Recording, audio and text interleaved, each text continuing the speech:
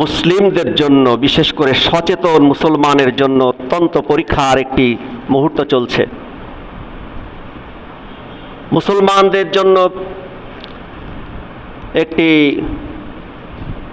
কঠিন কণ্টকাকীর্ণ পথ অতিক্রম করতে হচ্ছে, কারণ ইহুদি, খ্রিস্টান, মুশরিক সবাই একতাবদ্ধ। আল কুফরু মিল্লাতুন ওয়াহিদা। নবী করিম সাল্লাল্লাহু আলাইহি ওয়াসাল্লাম বলেছেন, কাফেররা সবাই কিন্তু একই জাতি, যদিও তাদের মধ্যে আমরা বিচ্ছিন্ন দেখি, তারা মুসলমানদের, একনিষ্ঠ মুসলিমের জন্য সবাই এক। কিন্তু সবচেয়ে ভয়ানক হচ্ছে মুসলমানদের মধ্যে মুনাফিক। এজন্য আল্লাহ তাআলা কাফেরদের ব্যাপারে সূরাতুল বাকারায় একটি আয়াতের মধ্যেই ক্লিয়ার করে দিয়েছেন, ইন্নাল্লাযীনা কাফারু সাওয়াউন আলাইহিম আআনযারতাহুম আম লাম তুনযিরহুম লা ইউমিনুন। কাফেরদেরকে আপনি সতর্ক করুন আর নাই করুন সমান। কিন্তু মুনাফিকদের ব্যাপারে সুদীর্ঘ আলোচনা করেছেন সূরাতুল বাকারায়, এবং প্রথমেই মুত্তাকীদের ব্যাপারে বলেছেন। এর অর্থ হচ্ছে মুসলমান শুধু নামধারী হলে হবে না, মুত্তাকী হতে হবে। তো আমরা আরবি বছরের শেষ প্রান্তে চলে এসেছি, হিজরি নববর্ষের 1446 হিজরি জিলহজ মাস, 12টি মাসের সর্বশেষ মাস। আসমান এবং জমিন সৃষ্টি সময় থেকে আল্লাহ তাআলা 12টি মাস নির্ধারণ করেছেন। এটা যেভাবেই আপনি গণনা করুন 12টি হবে, সেটা খ্রিস্টাব্দ হোক, বঙ্গাব্দ হোক। আল্লাহ তাআলা বলেছেন, ইন্না ইদ্দাতাশ শুহুরি ইনদাল্লাহি 12 শাহরান ফি কিতাবিল্লাহি ইয়াওমা খালাকাস সামাওয়াতি ওয়াল আরদ মিনহা আরবাআতুন হুরুম যালিকাদ দীনুল কাইয়্যিম ফালা তাযলিমু ফীহিন্না আনফুসাকুম ওয়াকাতিলুল মুশরিকিনা কাফাতান কামা ইউকাতিলুনাকুম কাফা ওয়া'লামু আন্নাল্লাহা মা'আল মুত্তাকিন। সূরাতুত তাওবার মধ্যে আল্লাহ তাআলা বলেছেন, নিশ্চয়ই মাসসমূহের গণনা ইনদাল্লাহ, আল্লাহ পাকের নিকটে, 12 শাহরান 12টি মাস, ইয়াওমা খালাকাস সামাওয়াতি ওয়াল আরদ, আসমান এবং জমিন সৃষ্টির সেই শুরু থেকে, মিনহা আরবাআতুন হুরুম, তার মধ্য থেকে 4টি মাসকে আল্লাহ তাআলা সম্মানিত করেছেন। হাদিসে এসেছে 4টি মাসের 3টি ধারাবাহিক, আরেকটি এর থেকে পৃথক, সেটা হচ্ছে রজবুল মুরাজ্জাব। যালিকাদ দীনুল কাইয়্যিম, এটাই হচ্ছে চূড়ান্ত দিন, চূড়ান্ত একটি সিস্টেম আল্লাহ পাক করেছেন, প্রতিষ্ঠিত একটি সিস্টেম। যতভাবেই হোক ঘুরে ফিরে 12টি মাস করা লাগবে। আমরা ইংরেজি যে নববর্ষ করি, এটা কিন্তু মূলত খ্রিস্টাব্দ, ঈসাই, আর বঙ্গাব্দ বাংলা নববর্ষ পালন করি বা আমরা যেটা গণনা করি। তো নবী করিম সাল্লাল্লাহু আলাইহি ওয়াসাল্লামের ইন্তেকালের পর যখন ওমর রাদিয়াল্লাহু তাআলা আনহুর খেলাফত কাল আসে, হিজরতের 17 বছর পর, যখন বসরার গভর্নর ছিলেন হযরত আবু মুসা আল আশআরী রাদিয়াল্লাহু তাআলা আনহু, তিনি হযরত ওমরকে একটি চিঠি লিখলেন যে আপনি যখন কোনো নির্দেশ জারি করেন, আদেশ করেন বিভিন্ন বিষয়ে, তখন আপনার চিঠিতে দিনের উল্লেখ থাকলেও বছরের উল্লেখ আমি দেখি না, এটা নির্দিষ্ট করা দরকার। তখন তিনি পরামর্শ সভা ডাকলেন, মাশওয়ারা করলেন। সাদ ইবনে আবি ওয়াক্কাস রাদিয়াল্লাহু তাআলা আনহু প্রস্তাব দিলেন, নবী করিম সাল্লাল্লাহু আলাইহি সাল্লামের মৃত্যু দিন থেকে বছরের গণনা শুরু হোক। তিনি বললেন যে না, জন্ম এবং মৃত্যু ইহুদি খ্রিস্টানদের সাদৃশ্য আমরা পালন করতে চাই না। কেউ বললেন নবুয়াতের বর্ষ থেকে গণনা শুরু হোক, সে বিষয়ে অনেকেই পরামর্শ দিলেন না। হযরত আলী রাদিয়াল্লাহু তাআলা আনহু বললেন, যে বছরে নবী করিম সাল্লাল্লাহু আলাইহি সাল্লাম হিজরত করেছিলেন, হিজরতটা হচ্ছে ইসলামের একটি টার্নিং পয়েন্ট। হিজরত, নবী করিম সাল্লাল্লাহু আলাইহি সাল্লামের হিজরতের মাধ্যমে ইসলামের মোড় ঘুরে যায়। নবী করিম সাল্লাল্লাহু আলাইহি সাল্লামের জীবনে হিজরতের পূর্বে মুশরিকরা ছিল হচ্ছে সবচেয়ে বড় শত্রু, আর হিজরতের পরে মদিনাতুল মুনাওয়ারা, যার পূর্ব নাম ছিল ইয়াসরিব, হযরত নূহ আলাইহিস সালামের এক সন্তান এখানে বসতি স্থাপন করেছিলেন, তার নামে ইয়াসরিব শহর গড়ে ওঠে। নবী করিম সাল্লাল্লাহু আলাইহি সাল্লামের হিজরতের মধ্য দিয়ে মদিনাতুল মুনাওয়ারা নামকরণ করা হয়। নবী করিম সাল্লাল্লাহু আলাইহি সাল্লামের নবুয়ত যেমন স্বপ্নের মাধ্যমে, বাবু কাইফা কানা বাদউল ওয়াহির মধ্যে, বুখারী শরীফের হাদিসের মধ্যে এসেছে, তার নবুয়তের পূর্বে তিনি স্বপ্ন দেখতেন এবং যেটা স্বপ্নের মধ্যে দেখতেন সেটা দিনের বেলা আলোক উদ্ভাসিত হয়ে যেত, সত্য স্বপ্ন ছিল তার। তার হিজরতের ব্যাপারেও হিজরতের আগে তিনি স্বপ্ন দেখতেন যে কোথায় তিনি হিজরত করবেন।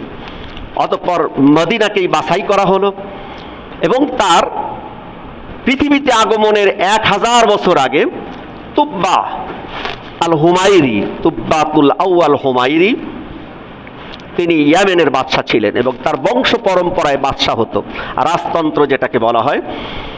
তো তিনি একবার জ্ঞানী গুণীদেরকে নিয়ে সফরে বের হলেন। যেমন আমাদের চিফ অ্যাডভাইজার, প্রধানমন্ত্রী, প্রেসিডেন্ট এরা যখন বাহিরে যান তখন কিন্তু সাথে প্রিয়ভাজন লোক নিয়ে যান, জ্ঞানী গুণীদেরকে নিয়ে যান। তো তিনি প্রায় 1000-এর মতো সাথী নিয়ে বের হলেন। যখন তিনি মক্কায় আগমন করলেন, মক্কাবাসীরা তাকে সম্মান করলো না, কারণ মক্কাবাসীদের মধ্যে একটা আত্মম্ভরিতা ছিল।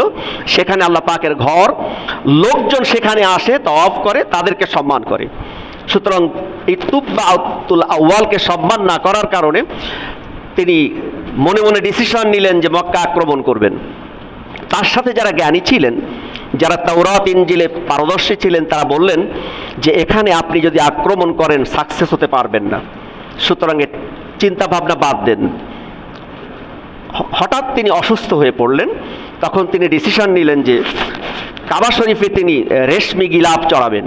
এই জন্য কাবা শরীফে সর্বপ্রথম গিলাফ দিয়েছিলেন ইসমাইল আলাইহিস সালাম, আর এর মধ্যে তুব্বাতুল আউয়াল তিনিও রেশমি গিলাফ পরিয়েছিলেন এবং মক্কায় আক্রমণ করার চিন্তা ভাবনা বাদ দিয়ে মদিনায় চলে যান। মদিনায় চলে যাওয়ার পর দীর্ঘদিন সেখানে অবস্থান করলেন। তখন ইয়াসরিব নাম ছিল। তার সাথে ওলামায়ে কেরাম বললেন যে এই এলাকার পরিবেশ যেটা দেখছি সেটা দেখে মনে হচ্ছে শেষ নবী এখানেই হিজরত করবেন, আমাদের তাওরাত ইনজিল জাবুরের মধ্যে যে বর্ণনা এসেছে। অতঃপর তারা সেখানে থাকার জন্য মনস্থ করলেন। তুব্বাতুল আউয়াল চিন্তা করলেন যদি শেষ নবী এখানেই হিজরত করেন, 400টি ঘর নির্মাণের জন্য তিনি বন্দোবস্ত করলেন এবং তার মধ্যে 2 তলা একটি ঘর তিনি নির্মাণ করে একটি চিঠি লিখে দিয়ে গেলেন আর বললেন যে এই চিঠিটা যেন বংশ পরম্পরায় হস্তান্তর হতে হতে শেষ নবী যখন এখানে হিজরত করে আসবেন তার হাতে তুলে দেওয়া হয় এবং তাকে বলা হয় যে আপনার জন্য, আপনার সম্মানের জন্য এখানে আপনাকে ব্যবস্থা করে রাখা হয়েছে। জোরে বলুন সুবহানাল্লাহ। অতঃপর নবী করিম সাল্লাল্লাহু আলাইহি সাল্লামের মামার দিকের সম্পর্কের হযরত আবু আইয়ুব আনসারী রাদিয়াল্লাহু তাআলা আনহু, তার হাতে এই চিঠিটা আসে। আসার পর তার গোলামকে তিনি চিঠিটি দেন এবং বলেন যে আমি যদি ইন্তেকাল করি এর মধ্যে, তাহলে শেষ নবী যদি এখানে আসবেন তো অবশ্যই তার হাতে চিঠিটি দিবেন। সেই চিঠিটি যখন তিনি নবী করিম সাল্লাল্লাহু আলাইহি ওয়াসাল্লামের হাতে পৌঁছালেন, নবী করিম সাল্লাল্লাহু আলাইহি ওয়াসাল্লাম তাকে নাম বললেন এবং বললেন তোমার হাত পর্যন্ত এসেছে তুব্বাতুল আউয়াল, বাদশা তুব্বার মাধ্যমে। এজন্য নবী করিম সাল্লাল্লাহু আলাইহি ওয়াসাল্লাম যখন হিজরত করেছিলেন, হিজরত করার পর তার উট প্রত্যেক ঘরে ঘরে দাওয়াত দিচ্ছিল মদিনার মানুষেরা। তিনি বললেন উট নির্দেশিত হয়ে আছে, যেখানে গিয়ে উট থামবে, বসে পড়বে, সেখানে আমি উটের পিঠ থেকে নামবো। জোরে বলুন সুবহানাল্লাহ। আল্লাহ পাক তার রাসূলকে সম্মানের সাথে সেখানে ব্যবস্থা করলেন। কিন্তু মক্কায় সবচেয়ে নিপীড়ন করেছিল, এমনকি নিগৃহীত করার মতো, হত্যা করার মতো যে ষড়যন্ত্র তারা তৈরি করেছিল। আল্লাহ রাব্বুল আলামিন তার প্রিয় হাবিবকে হেফাজত করে হিজরত করালেন। আর হিজরত করার পর মদিনাতে তিনি মুনাফিক এবং ইহুদিদের ষড়যন্ত্রে পড়েছিলেন। সেই ষড়যন্ত্র কিভাবে মোকাবেলা করেছিলেন সূরাতুল হাসরের মধ্যে আল্লাহ তাআলা চমৎকার করে এই 2 শ্রেণীর মানুষের ব্যাপারে আলোকপাত করা হয়েছে। আজকে আমি যে কথাটি বলতে চাই সেটা হচ্ছে হযরত আলী রাদিয়াল্লাহু তাআলা আনহু হিজরতের বিষয়টি উপস্থাপন করলেন কেন। তিনি বললেন যে হিজরত হচ্ছে ইসলামের একটি গুরুত্বপূর্ণ দিক এবং হিজরতের সময় তিনি সাক্ষী ছিলেন, সাক্ষী হিসাবে তিনি উপস্থিত ছিলেন। আর হিজরতের সাথী ছিলেন হযরত আবু বকর সিদ্দিক রাদিয়াল্লাহু তাআলা আনহু। হিজরতের প্রাক্কালে যখন তাকে হত্যার মতো নিকৃষ্ট ষড়যন্ত্র তৈরি হয়। সর্বশেষ আবু জেহেলের নেতৃত্বে দারুন নাদওয়ায় বৈঠক করা হয়। সেখানে সাধারণ সভায় মানুষের মতামত জানতে চাওয়া হয়। কেউ বলল এই ব্যক্তিটিকে বেঁধে রাখা হোক, আটকে রাখা হোক, কয়েদখানায় বন্দি করে রাখা হোক। তখন সেখানে যে নাজদের শায়েখ রূপে শয়তান সেখানে উপস্থিত হয়ে বলল, তোমার এই ডিসিশন ভুল ডিসিশন, সিদ্ধান্তটি ভুল, কারণ তাকে কয়েদখানায় বন্দি করে রাখলে হিতে বিপরীত হবে। কয়েদখানায় তার সাহচর্যে যারা পাবে তারা তার আচরণে মুগ্ধ হয়ে তার সাথী হয়ে যাবে, অথবা তাকে বেঁধে রাখলে তার যে ভক্ত অনুরক্ত যারা তাকে জীবন বাজি রেখে তার বন্ধন মুক্ত করে ছাড়িয়ে নিয়ে যাবে। আরেক দল বলল যে তাহলে তাকে দেশান্তর করে দেওয়া হোক, দেশ থেকে বের করে দেওয়া হোক। তখন ওই নাজদের শায়েখ রূপী শয়তান সে বলল, এটা করলে আরো ডেঞ্জারাস অবস্থা হবে, কারণ তার সাহচর্য পেয়ে বিদেশের মানুষগুলো তার ভক্ত হয়ে তোমাদের দেশে আক্রমণ করতে পারে। তখন আবু জেহেল প্রস্তাব করলো যে তাকে অতর্কিত হামলা করে হত্যা করা হোক, যাতে করে বোঝা না যায় যে তাকে কে হত্যা করেছে, কারণ সেখানে সেই সময় হত্যার পরিবর্তে হত্যা এবং বংশানুক্রমে যুদ্ধ চলত। আবু জেহেল বলল, অতর্কিত হামলা চালালে সেটাই মনে হয় আমার কাছে ভালো হবে। নাজদের শায়েখ বলল, তোমার ডিসিশন, তোমার সিদ্ধান্তটি রাইট।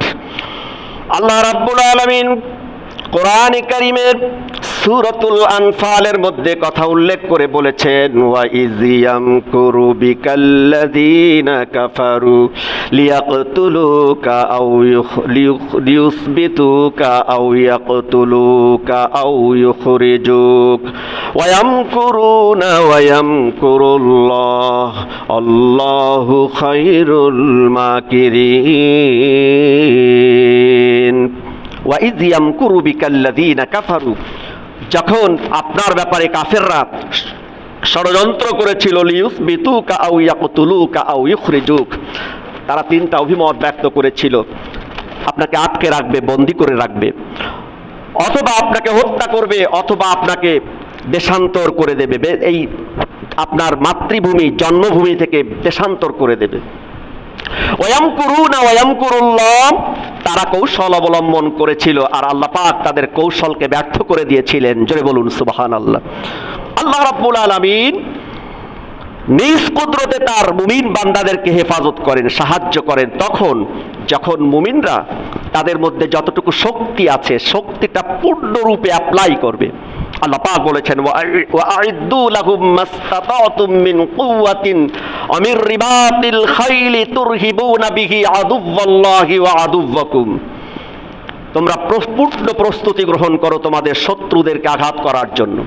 আপনি আমি ঘরের কোণে বসে থাকবো আর মনে করবো আল্লাহ পাকের সাহায্য আসবে না, বরং চেষ্টা করতে হবে প্রাণান্তকর, যেমন ভাবে করেছিলেন নবী করিম সাল্লাল্লাহু আলাইহি ওয়াসাল্লাম। তিনি কেমন চেষ্টা করেছিলেন?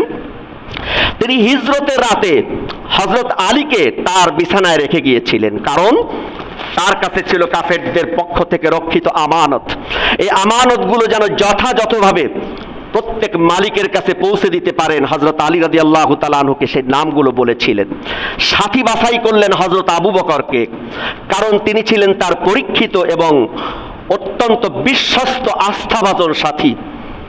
বন্ধুরূপে তাকে নবুয়তের পূর্বেই বন্ধুরূপে গ্রহণ করেছিলেন। জোরে বলুন সুবহানাল্লাহ। এরপর মক্কা থেকে মদিনার দিক হচ্ছে উত্তর দিকে, তিনি দক্ষিণ দিকে 3 মাইল দূরে চলে গেলেন। সওর পর্বতে তিনি আরোহণ করলেন, 3 দিন সেখানে অবস্থান করলেন। শত্রুপক্ষ তার পাশ দিয়ে খুঁজতে খুঁজতে গেল, এমনকি যদি একটু উপরের দিকে তাকায় সাথে সাথে দেখতে পাবে, নিচের দিকে তাকায় সাথে সাথে দেখতে পাবে। হযরত আবু বকর রাদিয়াল্লাহু তাআলা আনহু নিজের জীবনের চাইতেও রাসূলকে ভালোবাসতেন। তিনি যখন সওর পর্বতে প্রবেশ করলেন, ক্লান্ত শ্রান্ত অবসাদগ্রস্ত হয়ে আল্লাহ পাকের প্রিয় নবী বললেন, আবু বকর, সারাদিন পরিশ্রম করে এই উঁচু পাহাড়ে আরোহণ করে অবসাদগ্রস্ত হয়ে গিয়েছি, তুমি একটু বসো, তোমার কোলের উপরে মাথা রেখে আমি একটু ঘুমাই, বিশ্রাম নেই। হযরত আবু বকর বললেন, ইয়া রাসূলুল্লাহ, গুহার মধ্যে নিরাপদ স্থান কনফার্ম করার পরে আপনি বিশ্রাম নেবেন। সব গুহার গর্তগুলো তিনি বন্ধ করলেন। একটা গুহার একটা গর্ত বন্ধ করতে তিনি ব্যর্থ হলেন। কাপড় শেষ, টুকরা টুকরা কাপড় দিয়ে তিনি বন্ধ করলেন।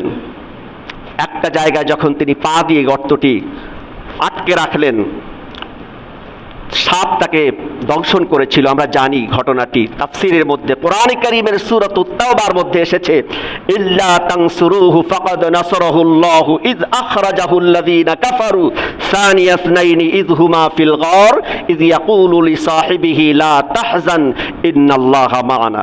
এই এত কিছু করার পরেও, এত চেষ্টা করার পরেও আল্লাহ পাকের উপরে পূর্ণ আস্থা, ভরসা তার ছিল। হযরত আবু বকর রাদিয়াল্লাহু তাআলা আনহু যখন বললেন শত্রুপক্ষ তো একটু অবজার্ভ করলে দেখে ফেলবে, তিনি বললেন লা তাহজান, কোনো দুশ্চিন্তা করো না, ইন্নাল্লাহা মা'ানা, নিশ্চয় আল্লাহ পাক আমাদের সাথে আছেন। জোরে বলুন সুবহানাল্লাহ। শুধু তাই নয়, যখন তিনি ঘর থেকে বের হবেন, ঘরের চতুর্দিকে শত্রুপক্ষ ঘেরাও করা, মুশরিকরা ঘেরাও করে রেখেছে, তিনি তখন বের হয়ে যাচ্ছেন আল্লাহ পাকের উপরে পূর্ণ আস্থা নিয়ে, ভরসা নিয়ে সূরা ইয়াসিনের ওই আয়াতটি তিলাওয়াত করে, ওয়াজআলনা মিন বাইনি আইদিহিম সাদ্দান ওয়া মিন খালফিহিম সাদ্দান ফাগশাইনাহুম ফাহুম লা ইউবসিরুন। এক মুষ্টি বালু হাতে নিলেন, ছুঁড়ে দিলেন, প্রত্যেক শত্রুর চোখে বালুর কণাগুলো চলে গেল, তারা চোখ ডলতে ছিল, আর রাসূল তাদের মাঝ থেকে বিদায় দিয়ে চলে গেলেন। জোরে বলুন সুবহানাল্লাহ। এত কিছু কারণ কেন ঘটলো? তার কারণ হচ্ছে আল্লাহ পাকের পৃথিবীতে যত মানুষ এসেছে, আসবে আর আছে, সবচাইতে প্রিয় পাত্র হচ্ছেন জনাবে মুহাম্মদ রাসূলুল্লাহ সাল্লাল্লাহু আলাইহি ওয়াসাল্লাম। অত্যন্ত নিরাপদে তাকে কিন্তু মক্কা থেকে মদিনায় নিতে পারতেন, কিন্তু তা না করে তিনি তাকে এই জিনিসগুলো অ্যাপ্লাই করতে বললেন। কি? আপনি ঘর থেকে বের হবেন এই অবস্থায়, ঘরে রেখে যাবেন আপনার প্রিয় ভাজনকে, সাথে নিবেন অমুককে। এরপর তিনি ডিসিশন নিলেন ডাইরেক্ট মদিনার দিকে না গিয়ে দক্ষিণ দিকে যাবেন, সেখানে অবস্থান করবেন। অনেক ঘটনা সেখানে এসেছে। সম্মানিত উপস্থিতি, এই সব কিছুর মধ্য থেকে কিয়ামত পর্যন্ত যারা মুসলমান, তারা যেন শিক্ষা গ্রহণ করতে পারে, আল্লাহ পাকের জন্য তার রাসূলকে এই ডিসিশনগুলো, এই বিষয়গুলো অ্যাপ্লাই করতে বলেছিলেন। জোরে বলুন সুবহানাল্লাহ। এরপর তিনি যখন চলে গেলেন, পথে অনেক ঘটনা ঘটল। পথের মধ্যে যখন তাকে হত্যার জন্য এক ব্যক্তি এগিয়ে গিয়েছিল, সুরাকা নামে এক ব্যক্তি, যখন তার কাছাকাছি চলে এলো, আল্লাহ পাক মানুষের চেষ্টার শেষ মুহূর্তে 100% আল্লাহ পাকের উপরে ভরসা থাকার পরে আল্লাহ রাব্বুল আলামিন তখন তাকে সাহায্য করেন। জোরে বলুন সুবহানাল্লাহ। যেমনভাবে ইউসুফ আলাইহিস সালামকে করেছিলেন। ইউসুফ আলাইহিস সালাম যখন জুলাইখার খপ্পরে পড়ে বন্ধ দরজার কাছে গেলেন, তালার কাছে গেলেন, তখন আল্লাহ পাক তার নিজ কুদরতে দরওয়াজাগুলো খুলে দিলেন। জোরে বলুন সুবহানাল্লাহ। ওয়াসতাবাকাল বাব ওয়াকাদ্দাত কামিসহু মিন দুবুরিন সাইয়্যিদাহা লাদাল বাব। সূরা ইউসুফের মধ্যে এসেছে, ইউসুফ আলাইহিস সালাম যদি জুলাইখার খপ্পরে পড়ে সেখানে দাঁড়িয়ে থেকে আল্লাহর উপরে ভরসা করতেন, তাহলে কিন্তু সাহায্য আসতো না। তিনি চেষ্টা করেছেন, চেষ্টার যখন শেষ হয়েছে, চেষ্টার সাথে সাথে আল্লাহ পাকের উপরে ভরসা 100% যখন থাকে, আল্লাহ পাক তখন সাহায্য করেন। জোরে বলুন সুবহানাল্লাহ। এটা আল্লাহ পাকের সুন্নাহ। আল্লাহ রাব্বুল আলামিন তার প্রিয় হাবিব যখন মক্কাতুল মুকাররমা থেকে রওনা দিয়ে চলে গেলেন, সুরাকা 100 উটের লোভে যখন তার পেছনে হানা দিল, যখন তার কাছাকাছি চলে এলো, তার ঘোড়ার পা বসে গেল বালুর মধ্যে, মরুভূমির মধ্যে বসে গেল। সামনের দুইটা পা যখন বসে গেল, সুরাকা যখন বুঝতে পারল যার সামনে এগিয়ে যাওয়া সম্ভব নয়, আল্লাহর নবী পেছন দিকে তাকিয়ে বললেন, সুরাকা তোমার কি এখনো বিশ্বাস হয় না আমি আল্লাহর নবী? সুরাকা বলল, ইয়া রাসূলুল্লাহ, আপনি আমার জন্য দোয়া করেন, আমি আপনাকে ধরতে যাব না। নবীজি দোয়া করলেন, সুরাকার ঘোড়ার পা উঠে গেল। এবার তার মধ্যে কাজ করলো 100 লাল উট। দুনিয়ার লোভ মানুষের মধ্যে এমন ভাবে কাজ করে। আবার সে যখন এগিয়ে যাচ্ছিল, দ্বিতীয়বার আবারও তার ঘোড়ার পা 4টাই বসে গেল। নবীজি বললেন মুস্কি হাসি দিয়ে, সুরাকা তোমার কি এখনো বিশ্বাস হয় না আমি আল্লাহর নবী? সর্বশেষ যখন সে ব্যর্থ হয়ে ফিরে যাবে, নবীজিকে বললেন, আমি যে তোমাকে কাছে পাওয়ার পরেও ধরলাম না, তুমি আমাকে কি দিবে? আল্লাহর নবী বললেন, সুরাকা, তুমি যদি ইসলামে দীক্ষিত হয়ে যাও, পারস্য সম্রাটের মাথার মুকুট আমি তোমাকে উপহার দেব। জোরে বলুন সুবহানাল্লাহ। সুরাকা আশ্চর্যান্বিত হয়ে গেল, যে ব্যক্তি একজন সাথীকে নিয়ে এভাবে পালিয়ে যাচ্ছে, সে নাকি আমার মাথার মুকুট দেবে পারস্য সম্রাটের। নবী করিম সাল্লাল্লাহু আলাইহি সাল্লামের ইন্তেকালের পর হযরত আবু বকর রাদিয়াল্লাহু তাআলা আনহুর খেলাফত যখন শেষ হলো, হযরত ওমর রাদিয়াল্লাহু তাআলা আনহুর সময় যখন পারস্য বিজয় করলেন, পারস্য সম্রাটের মাথার মুকুটটি সুরাকাকে উপহার দিয়েছিলেন। সুরাকা বার্ধক্যে উপনীত হয়েছিল, তিনি মাথায় পরিয়ে দিয়ে বলেছিলেন, আল্লাহ রসুলের ওয়াদা কখনো ভঙ্গ হয় না। জোরে বলুন সুবহানাল্লাহ।